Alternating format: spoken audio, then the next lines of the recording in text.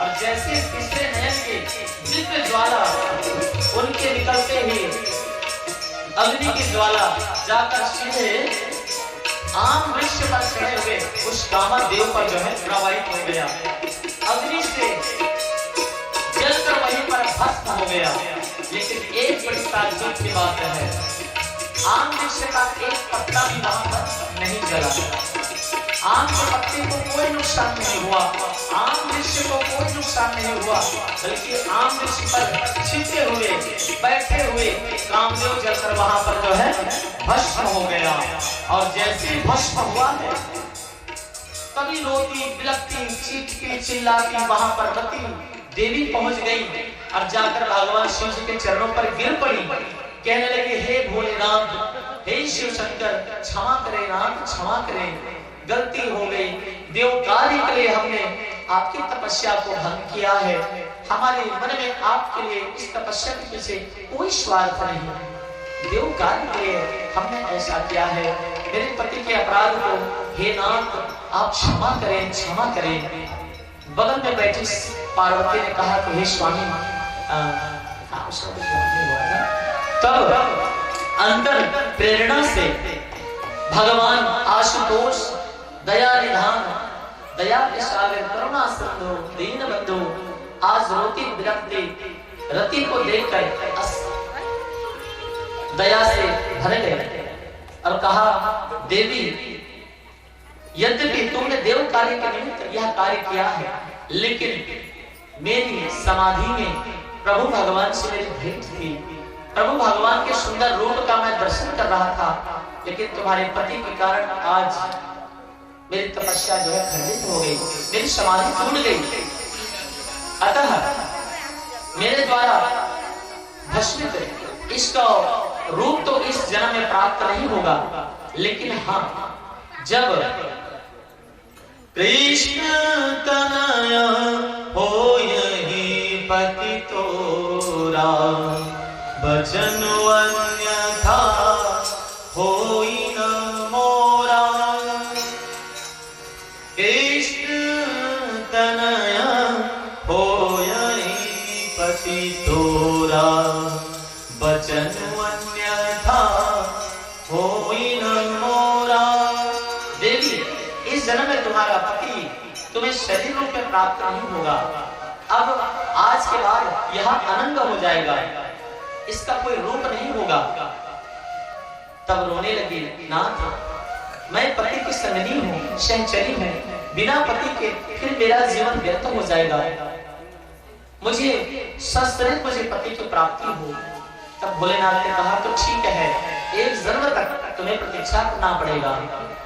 हाँ नाथ, जरूर, पर मुझे मेरे पति की प्राप्ति हो जाए। सुनकर कहा, जब द्वापर युग आएगा और द्वापर में भगवान कृष्ण का अवतरण होगा और उनका जो पुत्र होगा वही तुम्हारा कामदेव होगा। और आज वही कामदेव भगवान श्री कृष्ण के पुत्र के रूप में, प्रद्युम्न के रूप में जो है जन्म लिए हैं। बोलिए प्रद्युम्न जी महाराज की जय। और जब यदुवंशी कृष्ण अवतारा, होई भजन महिमारा।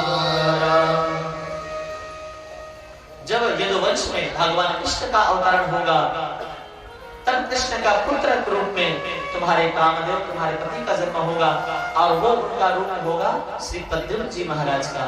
यह सुंदर रति भगवान का आशीर्वाद लेकर वहां से जो है निकल पड़ी है, चल पड़ी है, भगवान को प्रणाम किया है। और सुखदेव कहते हैं कि हे परीक्षित, इस प्रकार पुत्र रूप में जन्म लेकर प्रद्युम्न आज भगवान श्री कृष्ण अपनी महारानी रुक्मिणी जी के साथ में बड़े प्रसन्न से रहते हैं। लेकिन नारद जी के द्वारा यह बात सम्रासुर को पता चल गया। कौन सी बात? कि तुम्हारी मौत जो है भगवान श्री कृष्ण के पुत्र के हाथों लिखी है। ये बात जब सम्रासुर को पता चला, तब अपने काल को, प्रद्युम्न को क्या किया है, अर्धरात्रि के बेला में अपनी माया से रात्रि काल में प्रद्युम्न को उठाकर जो है अपहरण करके ले गया और ले जाकर समुद्र में जो है छोड़ दिया। समुद्र में वह प्रद्युम्न भगवान का पुत्र बहते बहते गहरे सागर में चला गया और गहरे सागर में एक तिमिंगिल मछली ने उसको जो है चारा समझकर निगल लिया। लेकिन भगवान का पुत्र है, कुछ अहित ना हुआ। तिमिंगिल मछली के पेट के अंदर प्रद्युम्न जी महाराज चले गए और वह मछली तैरते तैरते एक बार तट पर आ पहुंची। तभी सम्रासुर की नगरी पर, उस नगरी के तट पर जब मछली तैरने लगी तो एक मच्छर वाला, एक मछुआरा, मछली पकड़ने वाला जब मछली पकड़ने गया तो उसी तिमिंगिल मछली को अपने जाल में फंसा लिया और अपने जाल में फंसाकर जब बाहर निकाला, देखा इतना बड़ा मछली है। सोचा इस मछली को मैं तो नित्य इसका सेवन करता हूँ, लेकिन इतनी बड़ी मछली को अगर मैं हमारे जो महाराज हैं सम्रासुर, अगर उनको भेंट कर दूं तो वो मुझे बहुत सारा इनाम देंगे। और वो मछली देखिए, जहां से सम्रासुर ने समुद्र में उसे बहा दिया था, वो बहते बहते उसी सम्रासुर की नगरी में जो है पहुंच गया। वहां पहुंचते ही आज मछली के पेट में और आज वो मछली मछुआरे के हाथ में। अपने साथियों को बुलवाकर मछुआरे ने एक बड़ी गाड़ी मंगाकर जाकर सम्रासुर को भेंट कर दिया। सम्रासुर भी बड़ा प्रसन्न हो गया और अपने जितने भी बावर्ची थे उनको बुलाकर कहा कि जाओ इस मछली का जो है आज भोजन बनाओ। सभी बावर्चियों ने पाकशाला के भोजन बनाने वाले जैसे मछली को काटा है, वहां से एक बच्चा निकला। ये वही प्रद्युम्न जी है। महाराज को बताया गया सम्रासुर को कि महाराज उस लाए हुए मछली से एक जिंदा बच्चा निकला है। ये तो बड़े आश्चर्य की बात है। बोले क्या करें, अब यहाँ से तो उसे कहीं नहीं दे सकते, किसी को नहीं ले जा सकते। एक काम करो, तुम ही इसको जो है इनका पालन पोषण करो। और प्रद्युम्न देखिए भाग्य की धारा, भाग्य की रेखा कैसी है। आज सम्रासुर की मौत बहते बहते खुद सम्रासुर के घर में जो है पहुंच गए हैं और वहीं पर रहते हुए जो उनके बावर्ची पाकशाला के भोजन बनाने वाले थे, वहीं रसोई के उनका जो है पालन पोषण होने लगा।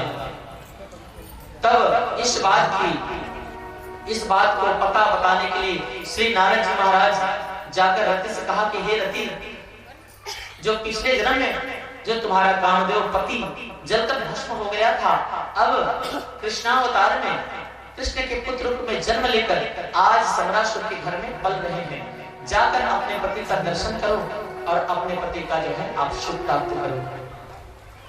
रति तो जवान थी, लेकिन जो प्रद्युम्न जी थे वो बल्कि बाल थे, बच्चे थे। अभी अभी कुछ महीने जो है हुआ था उनको। तुरंत रति आई है और छद्म वेश धारण करके, वेश बदल कर जाकर सम्रासुर की निवेदन किया कि हे महाराज, मैं भोजन बनाने में बड़ी कुशल हूँ और मैं आपके घर नौकरी करने आई हूँ। सम्रासुर ने हाँ कर दिया और जाकर जो है रसोई में काम करना, भोजन बनाना प्रारंभ कर दिया। वहीं पर जो है नारद जी के कहने से उनका दर्शन हुआ।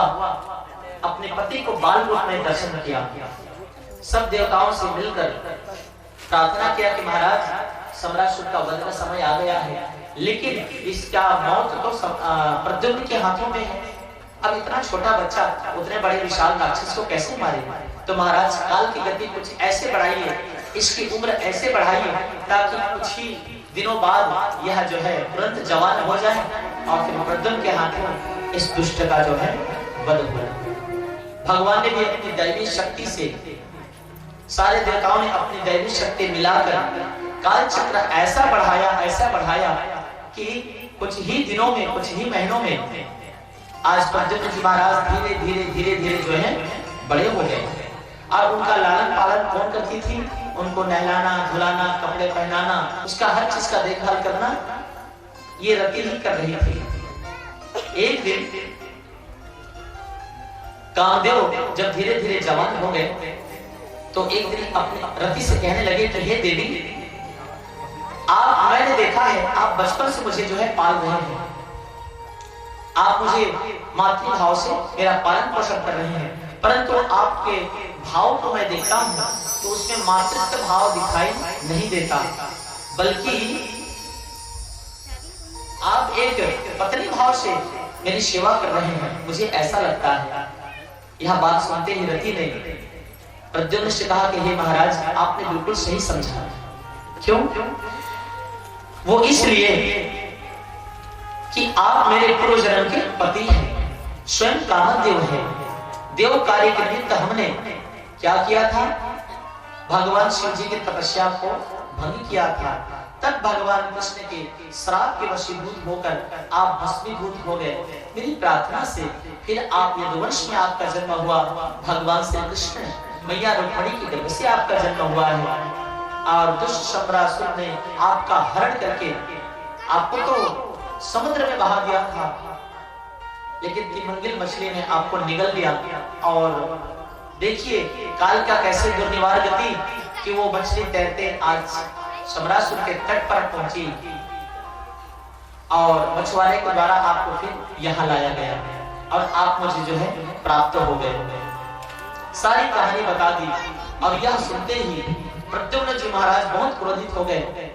मेरे जन्म लेते ही आज मुझे मेरे अपने माता पिता का जो है प्रेम सौभाग्य नहीं मिला, वात्सल्य नहीं मिला, और आज काल की दुर्निवार गति के कारण मैंने अपना बचपन खो दिया और मैं अपने माता पिता का स्नेह सौभाग्य जो है प्राप्त नहीं कर पाया। बहुत दुखी हुआ और क्रोध में आकर क्या किया है, तुरंत अपना खड्ग धारण करके शंबरासुर पर जो है आक्रमण कर दिया और कहा कि दुष्ट, आज तेरा काल, मैं कृष्ण का लाल आया हूं तेरे बनकर के काल। और जाकर आक्रमण करते ही दुष्ट शंबरासुर का भगवान ने वध किया और वध करके सैन्य शक्ति के साथ में संहार करके श्री प्रद्युम्न जी महाराज अब जो है द्वारिका जो है लौटने लगे अपनी पत्नी रति के साथ में। यह खबर तुरंत नारद जी महाराज ने भगवान कृष्ण को बता दिया कि महाराज आपका जो आप हालचाल, आपका घर सब ठीक ठाक है? महाराज बोले सब ठीक है, लेकिन पता नहीं मेरा पुत्र जन्म लेते ही पता नहीं कहां इसका अपहरण हो गया, आज तक नहीं मिला। नारद जी ने सारी कथा बता दी। महाराज जी, जरासंध ने शंबरासुर ने आपके पुत्र का हरण करके ले गया था और उस दुष्ट का संहार करके बहु रानी के साथ में जो है अब द्वारिका पधार रहा है। देखकर सुनकर बड़े प्रसन्न हो गए। रुक्मिणी भी बड़ी प्रसन्न हो गई। गया था बच्चा बनकर, लाल बनकर, लेकिन आज शंबरासुर का काल बन करके अपनी बहुरानी के साथ में वापस आया है। रुक्मिणी मैया सुंदर आरती थाल मंगल गान गाते हुए सखियों के साथ में बहुरानी रति और प्रद्युम्न जी का स्वागत किया और सब जो है बड़े मंगल के आनंद के साथ में जो है सब रहने लगे। और रुक्मिणी जी का आनंद का फिर पारावार ही नहीं रहा। पुत्र पैदा होते हो गया था, लेकिन बहुरानी के रूप में प्राप्त किया है। इस प्रकार सुखदेव बोले कि परीक्षित, प्रभु के और भी अनेक विवाह हुए, फिर उनका और परिवार बढ़ा, अनेक बच्चे हुए। अब दूसरी कथा जो है मैं आपको श्रवण कराता हूं। तथा सत्राजितो राजन्यः, एक सत्राजित का नाम का एक राजा था, भोजवंशी राजा था, और ये भगवान श्री सूर्य नारायण का बड़ा ही भक्त था, बहुत पूजा पाठ करता। सूर्य नारायण इसके इष्ट देवता थे और सूर्य भगवान की आराधना करते करते भगवान सूर्य प्रसन्न हो गए और कहा कि हे सत्राजित, मैं तेरी इस पूजा से प्रसन्न हूं, आनंद हूं, बोल क्या वर मांगता है। तब सत्राजित ने कहा कि महाराज, मुझे एक ऐसा दिव्य रत्न मुझे प्रदान कीजिए ताकि मेरा अक्षय कोष कभी खाली ना हो। मेरे राज्य में कभी कोई दारिद्र, कोई कलह ना हो, ऐसा कोई शुभ रत्न मुझे प्रदान कीजिए।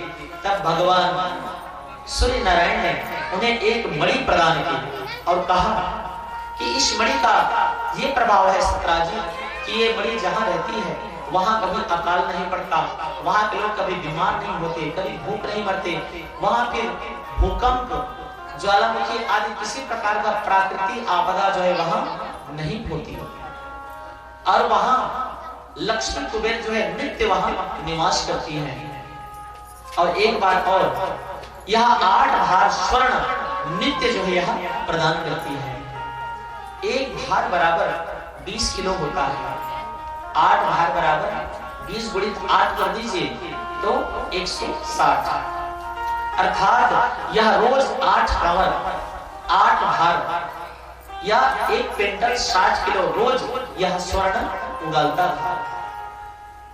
और उसी स्वर्ण को अपने जमा राशि में जो है जमा करने लगा। नित्य 1 क्विंटल 60 किलो, ये उस समय की बात है जिस समय स्वर्ण की द्वारिका हुआ करती थी।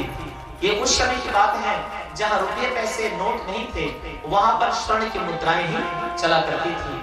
लेकिन आज कलयुग में उसका मापदंड जो है बिल्कुल बदल गया है।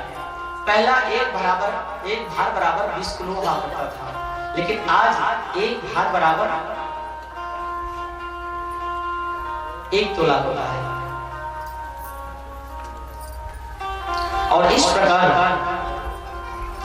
1 क्विंटल 60 किलो रोज यह स्वर्ण जो है उगला करता था मणि। उसी संपत्ति को एकत्रित करते करते आज उसका राज्य जो है धनाढ्य हो चुका था। और उस मणि की बड़ी दिव्य शक्ति थी, जो भी उसे धारण कर लेता भगवान सूर्य का जो है आशीर्वाद से प्राप्त था, मानो स्वयं भगवान भगवान भास्कर ही आ रहे हैं ऐसा लगता था जो कोई भी धारण कर ले। महाराज सत्राजी ने भी उस मणि को प्राप्त करके बड़े प्रसन्न थे, बड़े खुश थे। जहां भी पहनकर जाते उनका वाह वाह होता, बड़ा स्वागत सत्कार होता। एक बार किसी काम से, किसी कार्य से भगवान की पूरी द्वारिकापुरी में सुधर्मा सभा में जाकर जो है प्रवेश किए हैं। जैसे ही प्रवेश किए हैं मणि को धारण करके, श्यामंतक मणि को, क्या हुआ, सब के सब जो है दरबारी उड़ गए भगवान के, और स्वयं भगवान कृष्ण भी जो है उड़ गए। उनकी तेजस्विता को देखकर सारे दरबारी लोग कहने लगे, महाराज ऐसा लग रहा है कि स्वयं भगवान भास्कर ही आज हमारे दरबार में आ गए हो। सुनकर भगवान हंसने लगे, नहीं यदुवंशियों, ये भगवान सूर्य नहीं बल्कि भगवान भास्कर है, भगवान सूर्य है। तेज मणि के सूर्य से प्राप्त किया है श्यामंतक मणि, उसके तेज से साक्षात सूर्य के भगवान ये नजर आ रहे हैं। तब देखकर सब जो है भूरी भूरी प्रशंसा करने लगे। भगवान ने सुंदर आसन दिया है, हालचाल पूछा है, कहा सत्राजी बताइए। सब लोगों ने अपना हालचाल बताया। तब कृष्ण ने एक बात कही सत्राजी से कि सुनिए सत्राजी जी, आपका यह श्यामंतक मणि है, इसे कुछ दिनों के लिए आप मुझे दे दीजिए, क्योंकि इसकी प्रभुता मैं जानता हूं। इससे जो 8 भार स्वर्ण रोज प्राप्त होता है, इस प्राप्त धन को मैं प्रजा पर खर्च करना चाहता हूं, प्रजा के उपभोग के लिए, प्रजा के विकास के लिए, चौमुखी विकास के लिए, सुंदर स्वर्ण की नगरी हो, सबको सुंदर चिकित्सा हो, अच्छा सुख सुविधा से संपन्न हो। ये भगवान सूर्य का जो दिया हुआ श्यामंतक मणि जो प्रसाद है, इससे प्राप्त जो स्वर्ण है वो देव कार्य में लगे, प्रजा कार्य में लगे, प्रजा के हित में लगे, प्रजा पर खर्च हो, सुंदर सड़कें बने, सुंदर भवन हो, कितना अच्छा होगा। प्रजा कार्य में लगेगा, प्रजा के हित में लगेगा। भगवान कृष्ण की इस बात को सुनकर सत्राजी जो है बड़े दो मुंह हो गए, मुंह को टेढ़ा कर दिए, कहने लगे, अरे मैंने अपनी तपस्या करके इसे प्राप्त किया हूं, इसे मुफ्त में कैसे दे दूं। और भगवान कृष्ण ने अकेले नहीं मांगा, सब भरे दरबार के सामने मांगा। लेकिन गोल गोल मटोल बातें करके जो है वो उठकर वहां से चले गए। भगवान कृष्ण समझ गए कि लगता है इसकी देने की इच्छा नहीं है, फिर भी भगवान उन्हें जाने की आज्ञा दे दिए। तब एक दिन क्या हुआ, सत्रजीत का छोटा भाई प्रसेन जी एक बार उसे भी भ्रमण करने की इच्छा हुई। प्रसेन जी जानता था मेरे बड़े भैया जहां भी जाते हैं मणि को धारण करके जाते हैं, बड़ी शोभा बन जाती है इनकी। एक दिन भैया से मांगा, भैया सतरा जी ये श्यामंतक पड़ी मुझे भी दीजिए, मुझे भी धारण करने की बड़ी इच्छा हो रही है। तब सतरा जी ने कहा कि देखो भैया ये बड़ी बड़ी कीमती है, ध्यान से रखना, अपने प्राण की तरह इसकी रक्षा करना। बोले भैया आप चिंता ना करो। तुरंत मणि को धारण किया है, निकल गए हैं शिकार खेलने। और आज शाम में एक सिंह को शिकार खेलते एक सिंह को देखे हैं, शेर को। शेर ने भी उस चमकती हुई मणि को देखा, तुरंत धनुष तीर कमान निकाला है और जैसे सिंह के ऊपर प्रहार किया, तुरंत शेर उसके तीर से बच करके सीधा उस पर क्या कर दिया, आक्रमण कर दिया और उसी पर उसका मार करके उसके गले में लटकी हुई वह मणि जो है लेकर चलते बना। मरा पड़ा रहा हुआ प्रसेन जी।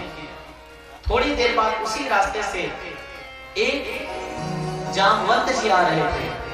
देखा इस सिंह के मुख में एक चमकता हुआ हीरा है, चमकता हुआ मणि है, चमकता हुआ श्यामंतक मणि है।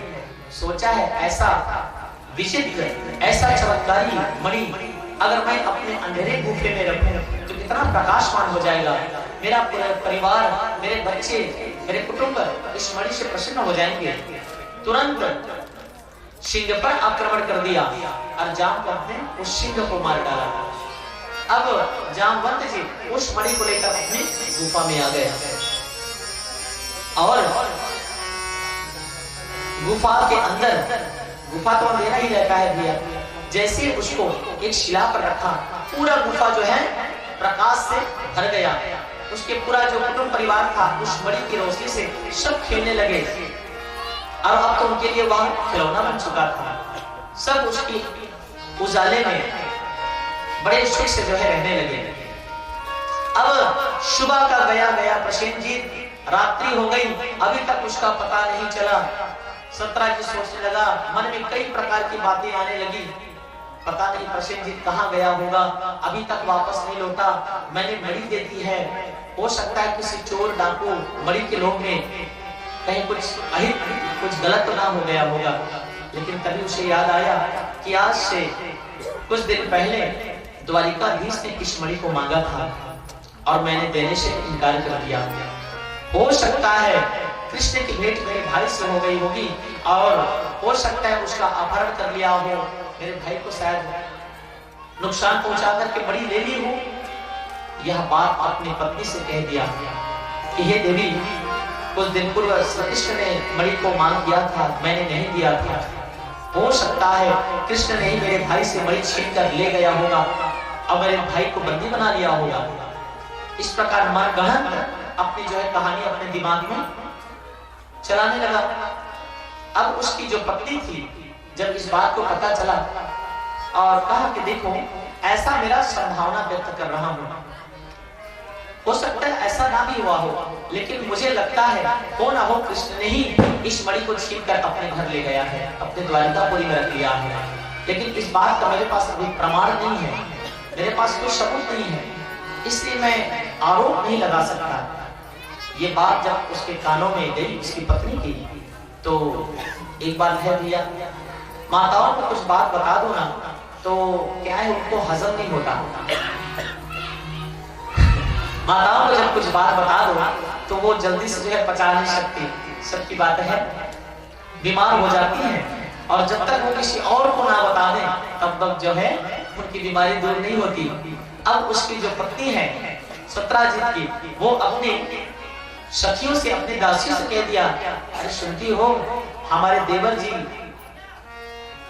श्यामंतक मणि लेकर भ्रमण करने चले गए थे और पता चला है कि द्वारिकाधीश ने उस मणि को जो है हरण कर लिया।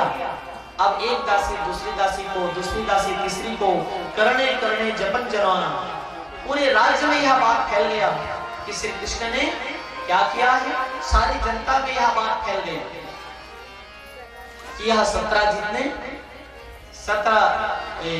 भगवान कृष्ण ने सत्राजित की उस मणि को जो है छीन लिया है, अपहरण कर लिया है आप जनता का रूप तो जानते हैं, एक मुंह से दो मुंह, दो मुंह से चार मुंह, एक कान से दो कान, दो कान से फिर चार कान। ये बात सब तरफ जो है फैलने लगी कि अरे सब क्या कहने लगे, बचपन में तो माखन चोरी करता था, लगता है इसकी चोरी की आदत गई नहीं। छोटा था तो माखन दूध दही भात का चोरी करता था, बड़ा हो गया है अब हीरे मोती मणि चुराने लगा है। सारे जब जनता के बीच की यह आरोप भगवान कृष्ण के कानों में पता चला, बड़ा दुख हुआ। सोचा मुझ पर आरोप लग रहा है, लेकिन क्या करूं, मेरे पर जो आरोप है यह झूठा है और इसे मुझे साबित करना है। तुरंत अपने कुछ यादव मित्रों को लेकर पता करते करते करते चले गए जंगल में। पूरे जंगल छान मारा तो देखा कि एक वृक्ष के नीचे प्रसेनजीत की जो है मरा हुआ देह पड़ा हुआ था। उसे देखकर कुछ संभावना हुई। वहां पर एक सिंह के पंजों का निशान था। पंजों के निशान देखते देखते थोड़ी दूर आगे गया तो वहां सिंह मरा पड़ा था। सोचा अरे ये तो सिंह मरा पड़ा है। थोड़ी दूर और जाने के बाद पता चला कि वहां पर एक जामवंत का पैरों के निशान थे। जिस प्रकार पुलिस सुरागों को देखते देखते पता करते करते मुजरिम तक पहुंचता है ना पुलिस, उसी तरह से ये भी पंजों के सहारे एक गुफा में चले गए। जैसी गुफा में प्रवेश किए क्या देखा, वहां पर श्यामंतक मणि सुंदर शिला पर जो है चमचमा रही थी। कृष्ण जी समझ गए, सारा माजरा सारा हल जो है समझ गए। प्रसेनजीत ने मणि पकड़ा था, उसे सिंह ने मारा। सिंह को इस गुफा में रहने वाले जामवंत ने मारा है और वहीं पर जाम्बवती जो है उस मणि से खेल रही थी। तुरंत जाकर भगवान ने हुंकार किया है, जाम्बवती डर गई और तुरंत भगवान जब उस मणि को उठाए ले जाने के लिए, जामवंत जी भगवान कृष्ण के हुंकार को देखकर और उस मणि का आशंका को देखकर तुरंत वहां पहुंच गए गुफा में और जाकर जोर से पुष्टिका का प्रहार किया है। भगवान दूर जाकर जो है गिर पड़े। बड़ी मुश्किल से अपने आप को संभाला, पूछा कौन है तू? तब ये मणि मेरी है। बोले ये मणि तुम्हारी नहीं है, मैंने सिंह से छीन कर लाया है इसे और इस मणि को चाहिए तो मुझसे युद्ध करना पड़ेगा। यह सुनकर भगवान ने फिर दोनों में जो है युद्ध हुआ। ये मणि उसी का होगा जो इस युद्ध में विजयी होगा। तुरंत उन दोनों में जो है मल्ल युद्ध प्रारंभ हो गया। एक तरफ जामवंत जी हैं, दूसरी तरफ भगवान श्री कृष्ण जी हैं। इतना बल है जामवंत जी में कि मत पूछिए। यही एक ऐसे इकलौते वीर हैं जिसकी सत्ता जो है सतीव से है। जामवंत जी सतीव में भी रहे। जब राजा बलि को वामन भगवान उससे 3 पद भूमि मांगने आए थे और अपना विराट स्वरूप प्रकट किया, तब यही जामवंत जी भगवान श्री वामन जी के एक घड़ी में 7 परिक्रमा किए थे, 7 प्रदक्षिणा किए थे। इनका अस्तित्व सतीव में भी था। त्रेता युग में भी भगवान राम के दास थे जो राम रावण युद्ध में भगवान का सहयोग करके दुष्ट रावण का संहार किए। यही अब त्रेता में भी है और इनके तो कई पुराणों में कलयुग में भी इनकी जो है मानता मानी जाती है। इस प्रकार जब त्रेता में आज श्री कृष्ण के साथ गुफा में जो है इनका युद्ध चल रहा है। युद्ध चलते चलते चलते चलते चलते जो है 1 दिन 2 दिन 3 दिन 4 दिन हो गए, 5 दिन हो गए। लगातार दिन रात जो है उनका युद्ध चलता रहा। 27 दिन तक चलता रहा। सब देवता ने प्रार्थना किया, प्रभु इसी तरह से आप युद्ध करते रहेंगे